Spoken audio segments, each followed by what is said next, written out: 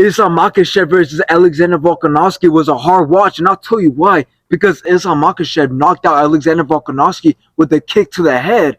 Now, if you thought this was a hard watch, wait until you see the post-interview in which Alexander Volkanovski got absolutely emotional from this loss. It is hard, like it really is hard for athletes, sorry.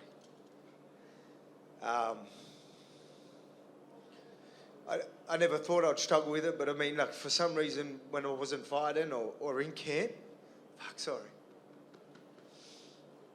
Now, a lot of people are saying that this loss was because Alexander Volkanovski only had 10 days to prepare, which I don't believe that, because Islam's power was going to go nowhere even if he had 2 months to prepare for this fight. So again, this was a fair fight, and I think Islam Makhachev is just proving that Charles Oliveira, they didn't even have a chance with him. And I'll tell you why. Because if Islam Makhachev submitted Charles Oliveira in 2 rounds and he just knocked out Alexander Volkanovski in 1 round, it just proves that nobody could defeat Islam Makhachev. Now, it's very sad to see that Alexander Volkanovski lost, especially in the way that he lost, by a head kick, which is what stunned him. But then obviously Islam Makhachev ended up finishing the job. But just because he lost, we can't take anything away from Alexander Volkanovski. We can't take away what he has accomplished in the past just because he lost. Because we do have to take in consideration that he took this fight on a 10-day notice with no training camp, and majority of those days he spent trying to make the weight. And the fight was not in Australia but in Abu Dhabi. So right off the bat, we knew that if he was to win this fight, it would have been a miracle. Now, I was thinking to myself, if Islam had a problem defending his title once again against Alexander Volkanovski,